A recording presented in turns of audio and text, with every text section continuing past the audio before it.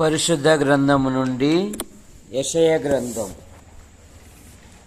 64వ అధ్యాయము 8వ వచనం.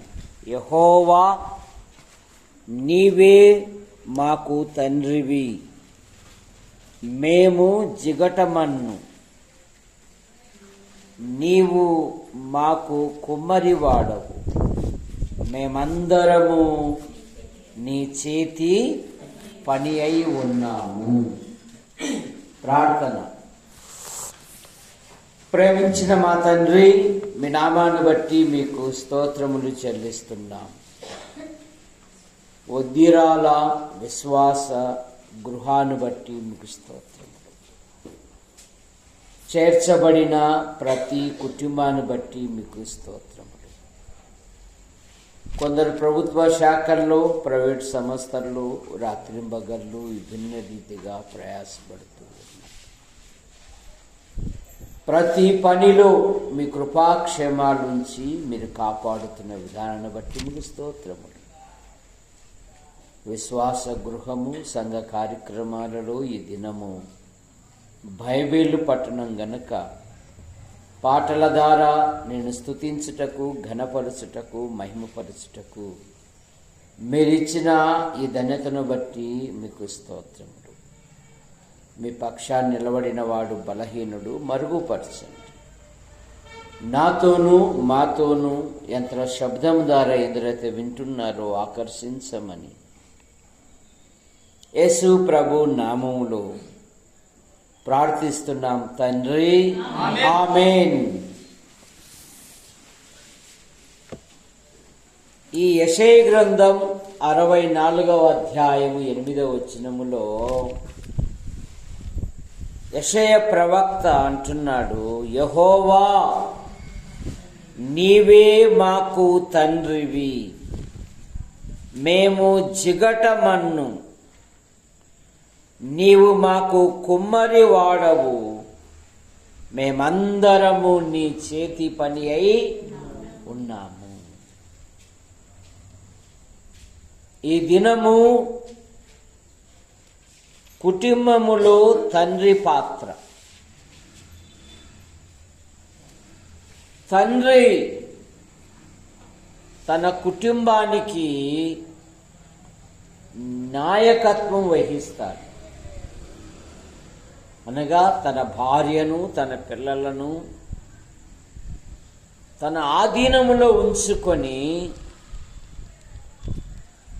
దైవ మార్గములోనికి నడిపించుకుంటాడు. అందుకని కుటుంబములో తండ్రి నాయకత్వం వహిస్తాడు. అబ్రహామును గురించి దేవుడే సాక్ష్యం ఇస్తున్నాడు. ఆదికాండం 18వ అధ్యాయము 19వ వచనములో అబ్రహాము గూర్చినది ఎట్లనగా, తన తరువాత తన పిల్లలను, తన ఇంటి వారును నీతి న్యాయములు జరిగించుచు యెహోవా మార్గమును గైకొనున్నట్లుగా నేనతని ఎరుగుదును. అబ్రహామును గురించి దేవుడే సాక్ష్యం ఇస్తూ ఉన్నాడు. మానవ జీవితం 90 కీర్తనలో మోషే అన్నాడు కదా, మా ఆయుష్కాలము 70 సంవత్సరములు, అధిక బలం ఉన్న ఎడల 80 సంవత్సరం. అందుకని అబ్రహాము గురించి దేవుడే సాక్ష్యం ఇస్తున్నాడు. ఏమని? తన తరువాత, అంటే తాను ఈ లోకం విడిచిపోయినను, తాను ప్రభు యొద్దకు వెళ్ళినను, తన కుటుంబానికి దేవుని యందు భయభక్తులు నేర్పాడంట. ఏం నేర్పాడు? దేవుని యందు. ఇట్రండి, ఈరోజు ఈ విధంగా ఉన్నాను అంటే నా గొప్పతనము కాదు. అబ్రహామును గురించి నెహెమ్యా గ్రంథంలో నెహెమ్యా భక్తుడు అంటాడు, అబ్రహాము నమ్మకమైన మనసు గలవాడని ఎరిగి. నన్ను పిలిచాడు దేవుడు, నేను వదులుకున్నా. ఏమేమి వదులుకున్నాడు జయరాజు? అబ్రహాము చింతపండు, బ్యాళ్ళు, కూరగాయలు వదులుకున్నాడు. ఏం వదులుకున్నాడు?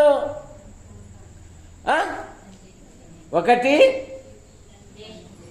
తన దేశమును, రెండు తన ఊరును, మూడు తన బంధువులను విడిచి.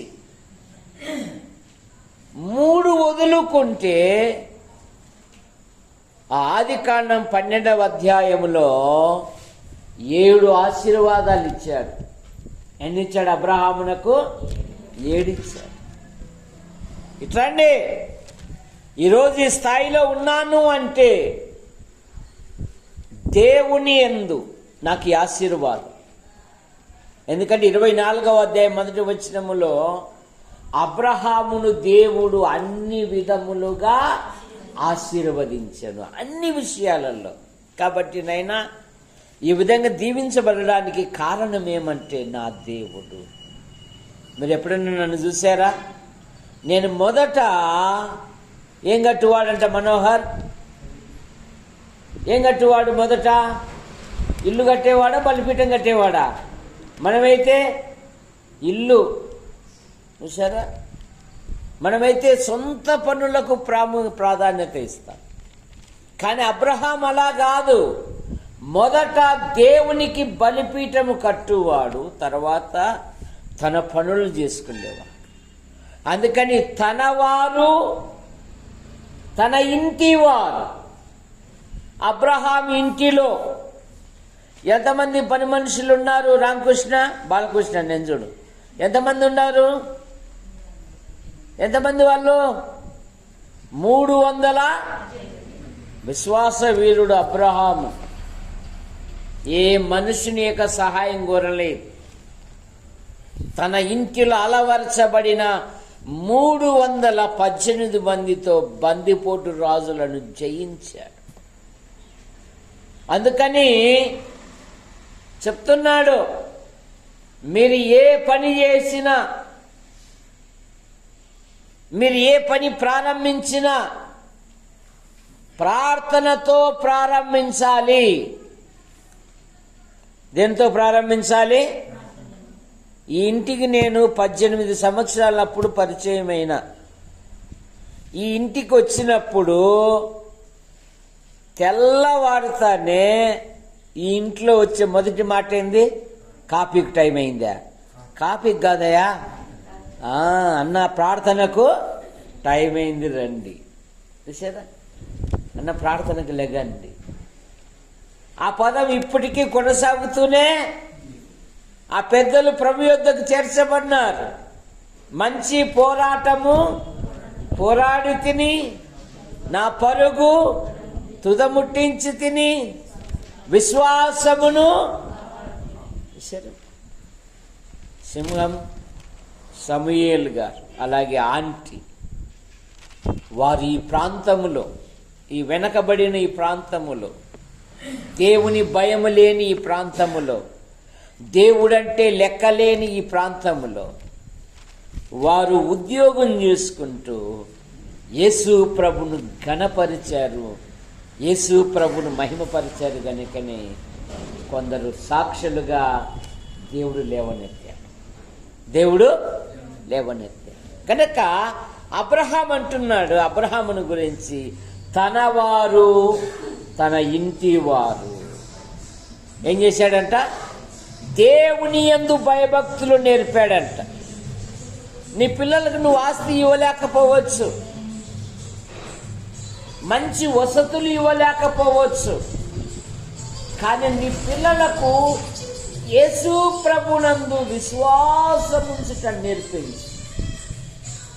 దైవభక్తి ఇప్పటి లోకములోను రాబోవు లోకములోను అది ప్రయోజనకరమైనది, గొప్ప లాభసాటి. దేవుని యందు భయభక్తులు నేర్పు. ఎప్పుడైతే దేవుని యందు భయభక్తులు కలిగి ఉంటారో నీ పిల్లలు, వారి జీవితాలలో దేవుడు గొప్ప కార్యాలు జరిగిస్తారు. అందుకే బైబిల్ పండితులు అన్నారు, తల్లిదండ్రులంట తమ పిల్లలను 1 హీరోలుగా చేయగలరు, 2 నీరోగా చేయగలరు, 3 జీరోగా చేయగలరు. కానీ మోషే తల్లిదండ్రులు తమ పిల్లలను హీరోలుగా చేశారు. లక్షలాది మంది నడిపించుటకు మోషే నాయకుడుగా ఉన్నాడు. అతి పరిశుద్ధ స్థలంలో ప్రవేశించుటకు అహరోను యాజకుడుగా ఉన్నాడు.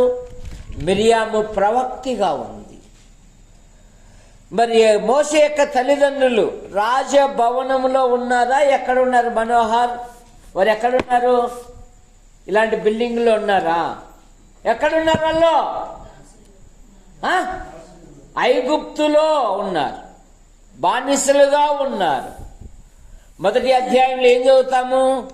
వారి ప్రాణములను విసికింపజేస్తున్నారు, వారిని కష్టపెడుతూ ఉన్నారు, వారిని శ్రమ పెడుతూ ఉన్నారు. ఇత్రో సాక్ష్యం ఇస్తున్నాడు, ఐగుప్తీయులు ఇశ్రాయేలు మీద దౌర్జన్యం చేసి కఠినముగా పని చేయించుకుంటున్నారంట. అట్టి పరిస్థితులలో, అట్టి వాతావరణములో అమ్రాము యెకోబేదు తమ పిల్లలను ఒక హీరోలుగా చేశారు, ఒక హీరోలుగా. కనుక నీ పిల్లలను ఉన్నతమైన వ్యక్తులుగా చేయడానికి సదుపాయాలు అక్కర్లేదు. నువ్వు మోకరించి నీ చేతులు ఆయన తట్టు ఎత్తు, వారి క్షేమం కొరకు ప్రార్థన చేయి. ఒక భక్తుడు అన్నాడు, నా తల్లి కన్నీటి ప్రవాహము వలన నేను ఈ మార్గంలోనికి వచ్చాను అన్నాడు. కనుక తండ్రి ఒకటి తన కుటుంబానికి న్యాయకత్వం వహిస్తాడు. రెండవ మాట, తండ్రి తన పిల్లలకు మార్గదర్శి నేర్పుతాడు. ద్వితీయోపదేశకాండం 6వ అధ్యాయము 7వ వచనం, నీవు నీ ఇంట కూర్చున్నప్పుడు, 6వ అధ్యాయము 7వ వచనం ద్వితీయోపదేశకాండం,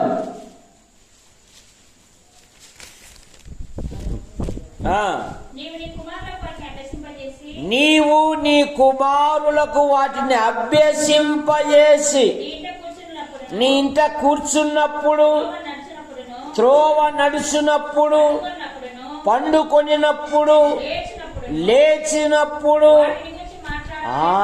ఏవేవో కాదు, కలుపుకు పోతే కదా, కలుపుకు పోతే కలుపు తీస్తూ, అక్క ఏ మా ఇంటి పక్కన అక్క, మీ ఇంటి పక్కనే కాదు, మా ఇంటి పక్కన కూడానే.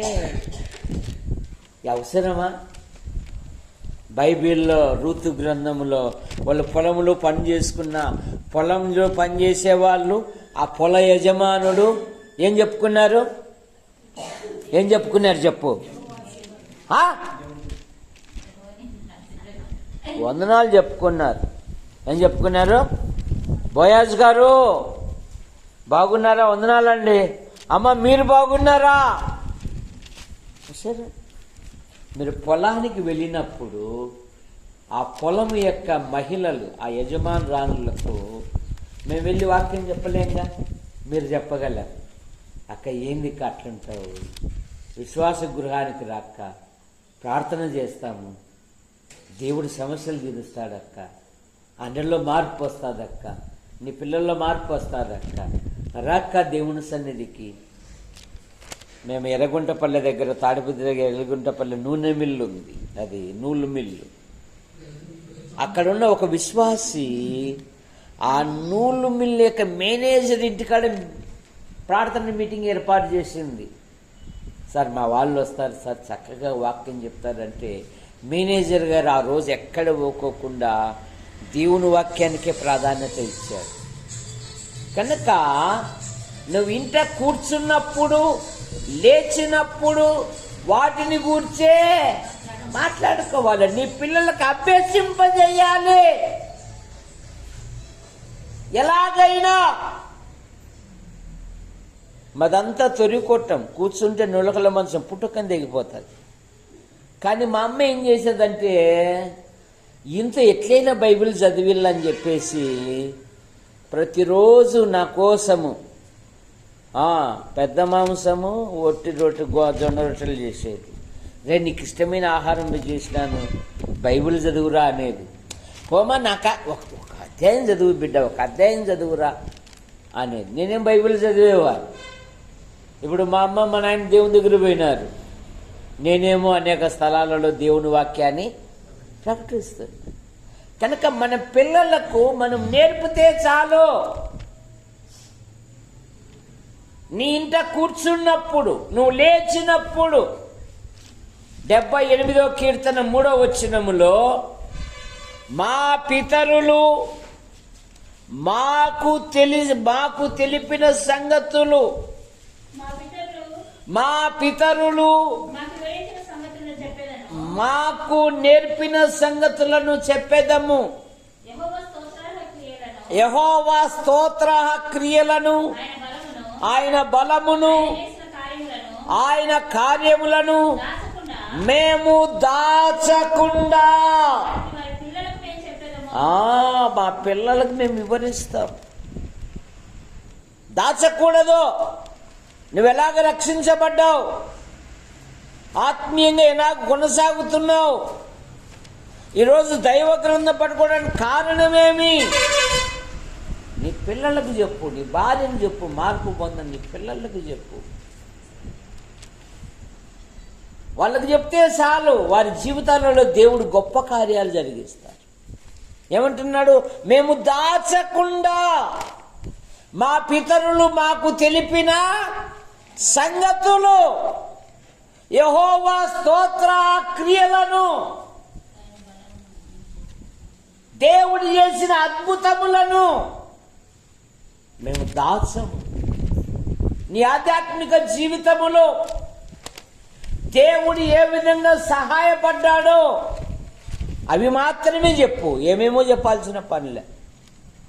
నాయన ఈరోజు ఈ సమాజంలో ఈ స్థాయిలో ఉన్నానంటే ఇది దేవుని కృపనైనా. భర్త లేకపోయినా, భార్య లేకపోయినా, నేను కోసము ఇదిగో ఈ స్థితికి తీసుకొని వచ్చాను అంటే ఆ దేవుని కృపనైనా. కనుక మోకరించడం నేర్చుకునైనా, అమ్మ ప్రార్థించడం నేర్చుకో అమ్మా. అమ్మ ఖాళీ సమయంలో బైబిల్ చదవటం నేర్చుకో అమ్మా. నీ పిల్లలకు అభ్యసింపజేయి. తిమోతి బాల్యము నుండి లేఖనములను ఎరిగినవాడు అంట. పరిశుద్ధ లేఖనములను ఏం ఎరిగినవాడు అంట? బాల్యము నుండి. సమూయేలు పాలు మానిపిన వెంటనే దేవునికి మొక్కాడు అంట. ఎవరు నేర్పారు ఇవన్నీ? ఎవరు నేర్పారు? తల్లి. నేనా మనం దేవుని మందిరాన్ని వెళ్తున్నాం, అక్కడ ఎటు పడితే అట్ట బరిగెత్తకూడదునైనా. మన లోపల కూర్చుంటే ఇంక అట్లాగే కూర్చోవల్ల.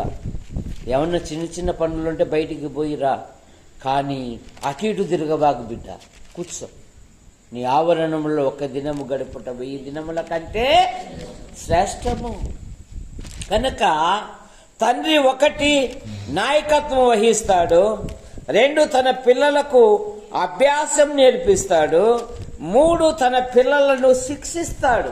హెబ్రీ పత్రిక 12వ అధ్యాయము 4-5 వచనాలలో, 12వ అధ్యాయం హెబ్రీ పత్రిక 4వ వచనం.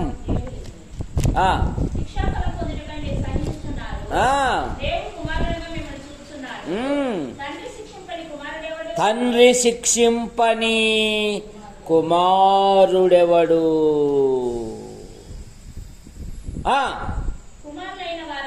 కుమారులైన వారందరూ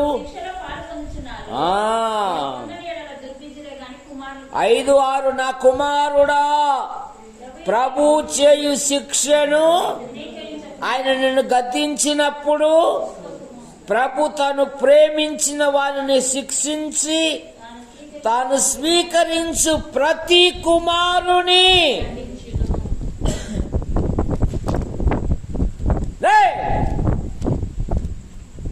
ఈ మాట ఎక్కడి నుండి నేర్చుకున్నావురా?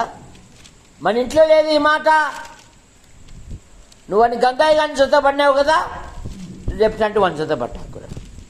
అసలు మన ఇంట్లో ఈ పదం మాట్లాడమే ఎక్కడొచ్చింది ఈ మాట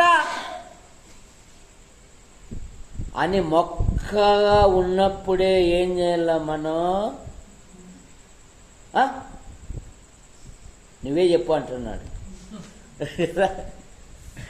బాల్యములోనే మన పిల్లలకు సంభాషణ విషయంలో కూడా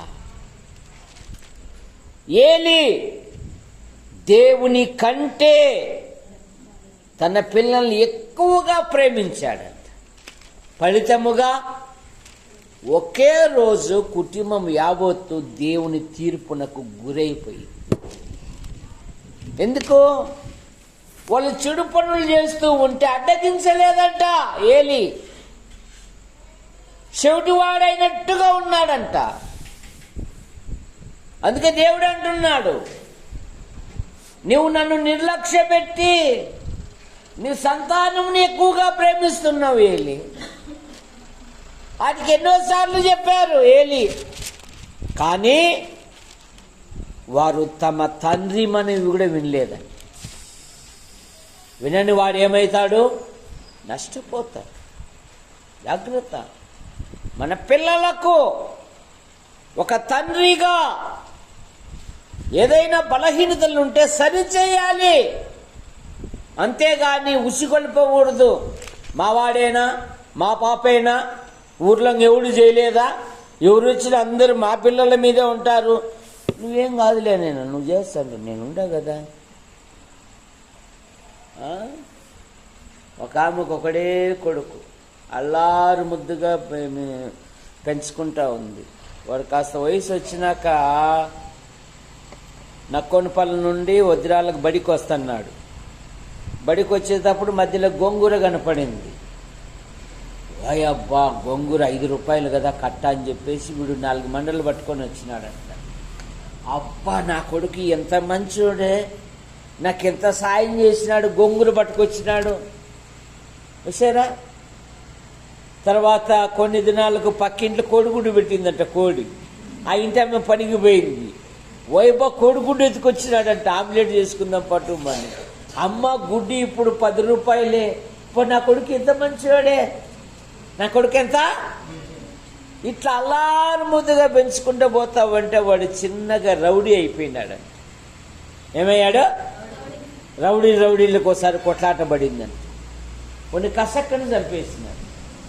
లాయర్ గారు ఉరి శిక్షని విధించేసి, ఉరి దినం నా పొద్దు, అబ్బాయి నీ ఆఖరి కోరిక ఏమిటి అని అంటే, మా అమ్మని రమ్మనండి, నేను మాట్లాడాలా అన్నాడు. వాళ్ళమ్మ, మా వారు రౌడీ అయినాడు కదా, ఎక్కడెక్కడ బ్యాంకు బ్యాలెన్స్ డబ్బులు ఎత్తిపెట్టినాడని సంతోషంతో వచ్చిందంట. కొడుకు చనిపోతున్నాడని బాధతో రాలే, ఎక్కడెక్కడ దాచిపెట్టాడని సంతోషంతో వచ్చింది. నీవునైనా పిలిచావు, రామ దగ్గరికి రామ్మ, నువ్వు చెవి ఇమ్మా అని చెప్పి చెవిని బట్టి కొరికి పడేసినాడంట. ఎందుకురా నాచే కొరుకుతానంట. మా పిల్లప్పుడు ఆ గోంగూర తెచ్చినప్పుడు 4 దెబ్బలు తగిలించింటే, ఆ గుడ్డు ఎత్తుకొచ్చినప్పుడు 4 దెబ్బలు తగిలించింటే, నీకు ఇవ్వాల్సిన మట్టి నువ్వు నాకు ఇస్తున్నావు కదమ్మా, నీ కళ్ళ ముందర నేను పోతున్నాను. ఇంకా జాగ్రత్త, మన పిల్లలను నిర్లక్ష్యంగా వదలకూడదు, గారాభంగా చూసుకోకూడదు. వారి కోసం ప్రార్థన చేయి, వారి క్షేమం కోసం. తండ్రిలో ఉన్న మరో మాట ఏంటంటే, తన పిల్లలను ప్రేమిస్తాడు. యోహాను సువార్త 5వ అధ్యాయము 19-20 వచనం. మంచి ఈవులు ఇస్తాడంట. యోహాను సువార్త 5:19-20.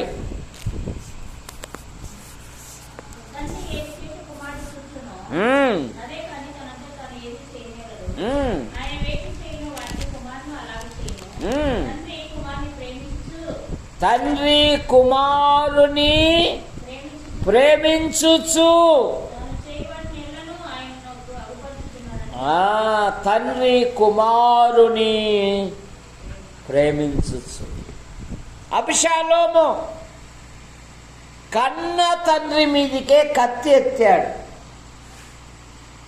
యుద్ధానికి వెళ్తూ ఉంటే యుద్ధ సైనికులతో అంటున్నాడు, ఒరే నన్ను చూసి అభిషాలం మీద దయ చూపండి అని. ఎందుకు? అందగాడు, ఇశ్రాయేలులో అతని వంటి వాడు ఎవడూ లేడంట. అటువంటి సౌందర్యవంతుడు, కానీ దౌర్జన్యం చేసి సింహాసనం ఎక్కాడని ఎన్నెన్నో తంటాలు పడినాడు. ప్రజలందరినీ తన వైపునకు మళ్లించుకున్నాడు. అయినా దావీదు అభిషాలోము మీద దయచూపుడి, నన్ను చూడండి అంటున్నాడు.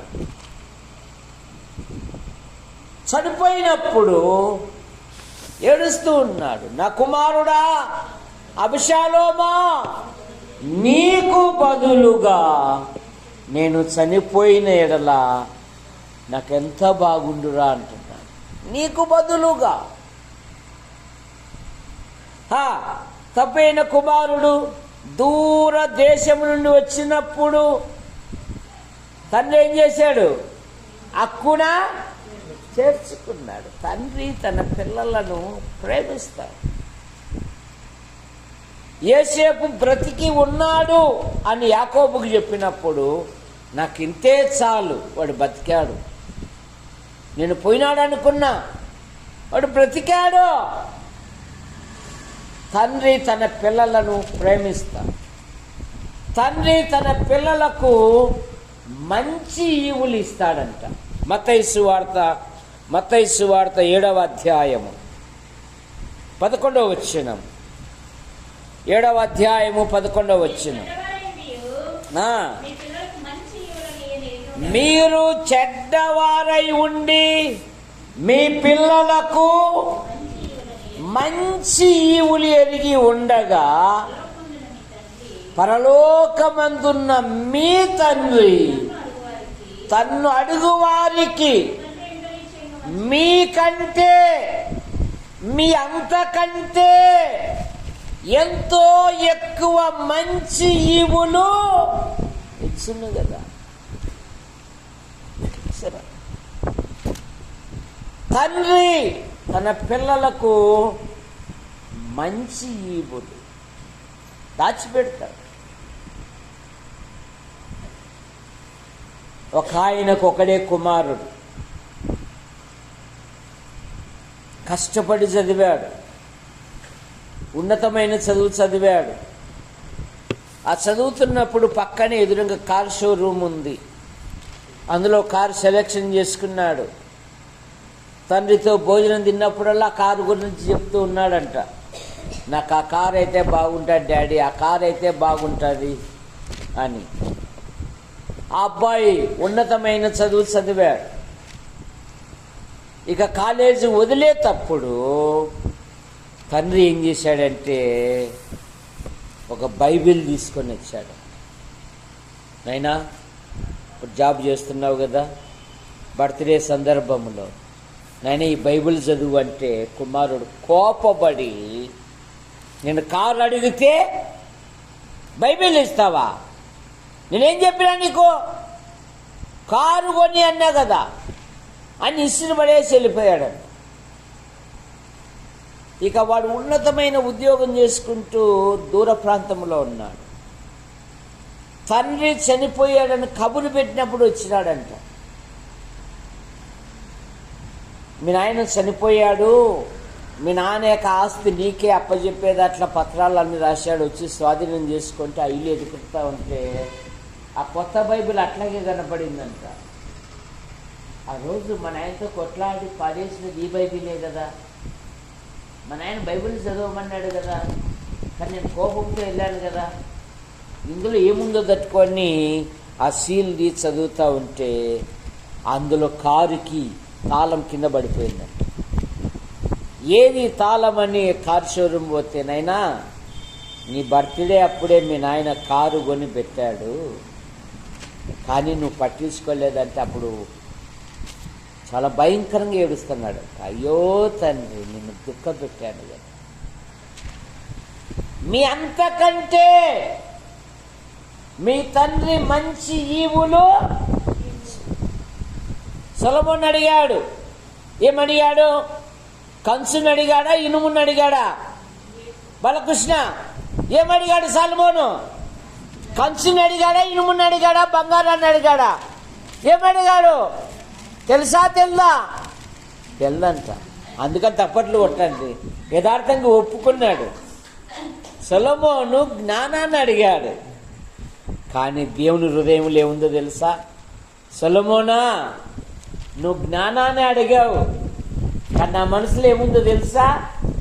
ఐశ్వర్యమును ఘనతను ఇమ్మని అడగకపోయినను వీటిని కూడా నీకు. చూసారా, ఎన్నో మంచి ఈవులు ఇస్తాడు. కనుక మనం తండ్రితో సహవాసం చేయనట్లుగా మన పిల్లలకు నేర్పించాలి. నువ్వు ప్రార్థన చేసుకునైనా, నువ్వు ప్రార్థనలో పోరాడు. నీ ఆధ్యాత్మిక జీవితంలో ప్రభు మీద ఆధారపడు. దేవుడే మన ఐశ్వర్యము, దేవుడే మన స్వాస్థ్యము, దేవుడే మన నిధి. ఆయన మీద ఆధారపడినైనా నిరీక్షణతో ఉండు. నేరా బైబిల్లో అనాథ అయిన ఎస్తేర్ను ఏం చేశాడు దేవుడు? మహారాణిగా చేశాడు కదరా. 127 సంస్థానములకు ఆమె మహారాణి. రే, మనం తలంచుకుంటే కాదు, దేవుడు తలంచుకుంటే. చాలామంది మానవుడు ఏమంటాడు? నేను తలంచుకుంటే అంటాడు. నువ్వు తలంచుకుంటే ఏం చేయలేవు, కానీ దేవుడు తలంచుకుంటే. గొర్రెల కాపరిని ఏం చేశాడు దేవుడు? ఎవరు గొర్రెల కాపరి? చెప్పు, కైతన్యం తెలుసా తెలుదా? సరే, దేవుడు తలంచుకుంటే రాజుకు గడ్డి తినిపించాడంట. ఏ రాజు? పెట్టి రాజా, గోవిందరాజులా? చెప్పు జయరాజు, నువ్వు కూడా రాజువే కదా. నెబుకద్నెజరుకు గడ్డి తినిపించాడు. ఏం తినిపించాడు? తప్పిన కుమారునికి పొట్టు తినిపించాడు. వాళ్ళ నాయన ఎన్నోసార్లు చెప్పాడు, వద్దురా, ఈ వద్దురాల్లో మరి మేము ఎలాగున్నామో ఏమో నలుగురు తెలియదురా. ఈరోజు మీరు వయసు వచ్చిందని కొట్లాడుతున్నారు, ఆస్తిలో పంపకం ఇస్తావా, లేదంటే పెద్ద మనుషులు వెలుళ్ళు అంటున్నావు. మన ఇంటికి ఎవరు రాలేదురా ఇంతవరకు, వద్దురా, నీ భాగం నువ్వు తీసుకొని పోరా అని పంపించేసి. కానీ ఎంత ప్రేమ! వాడు దుర్వ్యాపారం చేసి పాడు చేసినా మళ్ళీ ఇంట్లోకి చేర్చ. కనుక తండ్రి మంచి ఈవులు ఇస్తాడు. తండ్రి తన పిల్లలను ప్రేమిస్తాడు. తండ్రి తన పిల్లలను సంతోషపెడతాడు. తండ్రి తన పిల్లలను కాపాడుతాడు. ద్వితీయోపదేశ కాండం 1వ అధ్యాయము 31వ వచనములో, 1వ అధ్యాయము 31వ వచనము, ఐగుప్తులోను అరణ్యములోను మీ కొరకు చేసినట్టు మీ పక్షముగా యుద్ధము చేయును. మీరు ఈ చోటికి చేరు వరకు, మీరు వచ్చిన మార్గమంతటిలో మనుష్యుడు తన కుమారుని ఎత్తుకొని వచ్చినట్లు, మిమ్ముని ఎత్తుకొచ్చిన సంగతి మీరెరుగుదురు కదా. మనుష్యుడు తన కుమారుని ఎత్తుకొని వచ్చినట్లు. సముద్రమునే తన ప్రజలకు ఎడారిగా మార్చేశాడు. తన ప్రజలకు దాహమైతే భూమి యొక్క అగాధములను తెరిచాడు. ఆకలి అయితే అంతరిక్ష ద్వారాలను తెరిచాడు. తన కుమారుని ఎత్తుకొని వచ్చినట్లుగా సరే తన పిల్లలను కాపాడుతాడు తండ్రి. నిర్లక్ష్యంగా వదిలిపెట్టాడు. నీ ఆధ్యాత్మిక జీవితములో అబ్రహాము ఇస్సాకునకు వివాహమైతేనే ఆస్తి ఇచ్చి ఇస్సాకుని ఏం చేశాడు? అబ్రహాము పంపించేశాడు బతుకుపో అని. మా డేవిడ్ గారిని కూడా అట్లే పంపించేసినాం ఉద్యోగరీత్యా. వాని సంపాదనలు ఈ రోజు వరకు కూడా మేము మరి నీ సంపాదనలు ఏదిరా అని అడగలేను. నీ కుటుంబాన్ని నువ్వు కట్టుకో. ఆదివారము మందిరాన్ని వెళ్ళటం మానాకు. ఎన్ని పనులున్నా అక్కడున్న మందిరానికి వెళ్ళు. దేవుని సంఘములో ఉండు. ఎందుకంటే హిందూపురంలో ఉన్న ప్రతి పాస్టర్కు నేను తెలుసు. ఏరా నువ్వు పాస్టర్ కొడుకు పోయి ఉండి రోజు ఆరాధన రాలేదంటే ఎవరికి పరువు పోతుంది? గంధం దేవదానానికి పరువు పోతుంది. సరే కనుక ఆదివారం ఆరాధనకి వెళ్ళు. అప్పుడప్పుడు మా మనవరాలు అడుగుతాంట మా ఆవిడ, ఏమమ్మా చర్చికి వెళ్ళారా అని. జేజీ మేము సిద్ధపడి చర్చి లోపలికి పోయాలి కల్లే చర్చిలో ఉన్న వాళ్ళందరూ బయటకు వస్తున్నారు చేసి అన్నాడు.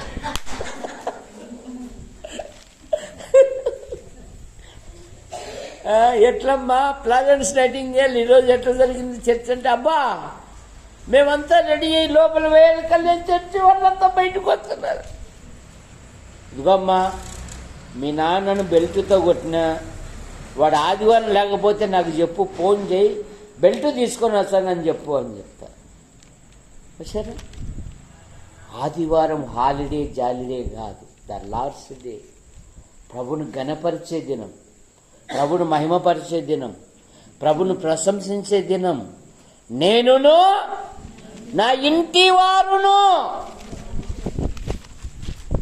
సరే ఇప్పుడు ట్రెండ్ మారింది, బోధకులు కూడా మారారు. ఆదివారం 3 తాళ్ళు పెడుతున్నారు.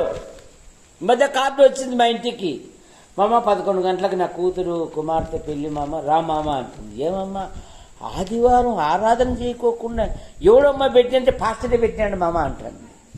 ఈ పాస్టర్ గారులు కూడా ట్రెండ్ మార్చేశారు. పెళ్లి 5 నిమిషాల్లో కూడా చేసేస్తామంటున్నారు. ఎన్ని నిమిషాల్లో? మీరు దండలు మార్చుకొని పోండి, మాకు ఇచ్చేది మాకు ఇవ్వండి చాలు అంటున్నారు. వాక్యం లేదు, ప్రార్థన లేదు, భార్యాభర్తలకు హెచ్చరికలు లేవు. ఆదివారం ఎవరైనా ఫంక్షన్లకు పెళ్లిళ్ళకు పిలిస్తే పోవల్లా పోకూడదు చెప్పు. మన పోయితివే, మన పోయినావా లేదా ఖచ్చితంగా చెప్పు. చూడు బాగా చూసుకో. నేను మళ్ళా చెప్తా, ఒక ఆదివారం పోయినావు చూడు. సరే మేము రాము అనల్లా, ఏమనల్లా? వస్తామనల్లా. మేము రామండి ఆరాధన ఆదివారం నా పొద్దు మా అందరికంటే మా ప్రభు స్తుతుల మీద ఆసీనుడై ఉంటాడు. ఆయన ముఖ దర్శనం చేసుకోవడానికి వెళ్తున్నాం, ఆయన కృతజ్ఞతాస్తుతులు చెల్లించడానికి వెళ్తున్నాం, ఆయన సన్నిధిలో ఆనందించడానికి వెళ్తున్నాం. చంటి పిల్లల స్తుతుల మూలాన నీ ఒక ఆశ్రయ దుర్గము కనుక మేము రాము అనల్లా. రాకపోయినా బిర్యానీ పంపండి అనకూడదు. రాకపోయినా అన్నావు కదా మొన్న, బిర్యానీ పంపండి అని. సరే కనుక నీ ఆధ్యాత్మిక జీవితంలో విశ్వాసికి ఆదివారం ప్రభు దినము, అది అత్యంత విలువైనది. ఈ ఫోన్లు వచ్చినాక కనీసము సిద్ధపడేది కూడా లేదు. అన్ని ఆదివారమే సిద్ధపడాలంట. వాళ్ళ ఇంట్లో 7 మంది ఉంటారు. ఆ 7 మంది స్నానాలు చేసుకుని రావాలంటే ఎప్పుడైతుంది? అదేదో శనివారం నిజ క్రైస్తవుని ఇంటిలో ఆరాధన అనేది శనివారం సాయంత్రమే ప్రారంభమవుతుంది బాలకృష్ణ. శనివారమే మంగళ షాపుకి పోవాలా. లేదంటే 2 సార్లు బ్లేడ్తో ఇట్లా గొక్కో, తర్వాత 3వసారి మన లైన్ వచ్చేస్తుంది. నువ్వు ఆదివారం పోయినావు అనుకో, బాలిగా అంటూ పొద్దు ప్రార్థన వల్ల కదా, నా బలనాడు కూర్చున్నా అన్న వెంకటేష్ నువ్వు రా అన్న అని పెట్టి తీరా ఆరాధన స్టార్ట్ అయినప్పుడు నీకు గడ్డం తీర్చంటాడు. అప్పుడేమంటావు, బాబా తొందరగా చేయకు పోవాలా. అదే శనివారం సాయంత్రం గడ్డం గోక్కొని ఉంటే, శనివారం సాయంత్రం తల స్నానం చేసుకొని ఉంటే, ఆదివారం చక్కగా టిఫిన్ చేసుకుని చక్కగా రావచ్చు కదా. ఆహా, అన్ని ఆదివారమే.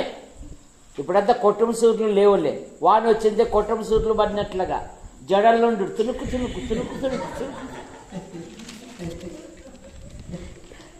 ఏమంటే ఆరాధన వచ్చినాక వెనకాల సగం జాకెట్ తడిసిపోయింది. ఎట్లుండాల మనం, చాలా జాగ్రత్తగా ఉండాలి. సరే అప్పుడే అన్నీ అప్పుడే కనుక విశ్వాసి ఇంటిలో ఆరాధన అనేది శనివారం సాయంత్రమే. ఎప్పుడు?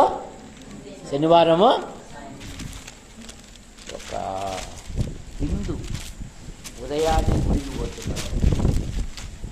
మరి వెంకటేశ్వర టీ తాగి రాని పిలిచి ఏమంటాడు, కొబ్బరి బోండం కొట్టంది నేనేమి ముట్టను అంటాడు. చూసారా, నిజదేవుడు తెలియదు కానీ దేవుడి మీద నిష్ట. చేసే దొంగ వ్యాపారమే కానీ రాసే శ్రీరామ్ అని రాస్తాడు. చేసేదేమో అన్ని దొంగ వ్యాపారం కానీ కనుక మనకు నిజదేవుడు తెలుసు కానీ భయం. మనకు నిజదేవుడు అంటే తెలుసు కానీ అలా ఉండకూడదు. కనుక నీ ఆధ్యాత్మిక జీవితంలో శనివారం సాయంత్రమే సిద్ధపడాలి. ఆదివారం అవ్వద్దు, ఇస్త్రీ బట్టలు పెట్టుకొని పోతావా? నా తొందరగా చేయండి ఉండునా, ఇప్పుడే 5-6 మంది వచ్చినారు. చూసారా, నీ ఆధ్యాత్మిక జీవితంలో నువ్వు సిద్ధపడాల. తండ్రి తన పిల్లలను కాపాడును. తండ్రి తన పిల్లలను పోషిస్తాడు. తన పిల్లల్ని ఏం చేస్తాడు? ఆయన పోషించు దేవుడు. మత్తయి సువార్త 6వ అధ్యాయము 25వ వచనం. 6వ అధ్యాయం 25వ వచనం 26. అవి విత్తవు కోయవు, మీ పరలోకపు తండ్రి వాటిని. తండ్రి తన పిల్లలను పోషించాలి. అత్తారింటికి పోయి దేపాన్ని పంపించకూడదు. తక్కువైతే చాలు పో తేపో, అప్పుడు పెళ్ళప్పుడు ఏమీ లే కదా, ఇప్పుడు బాగున్నారు పో అని చిన్న దాంట్లోకి పంపించకూడదు. తండ్రి తన పిల్లలను ఏం చేయాలంట? పోషించాలి, సంరక్షించాలి, భద్రపరచాలి. తన పిల్లల కొరకు తండ్రి ప్రార్థన. మీ అందరికీ వందనాలు.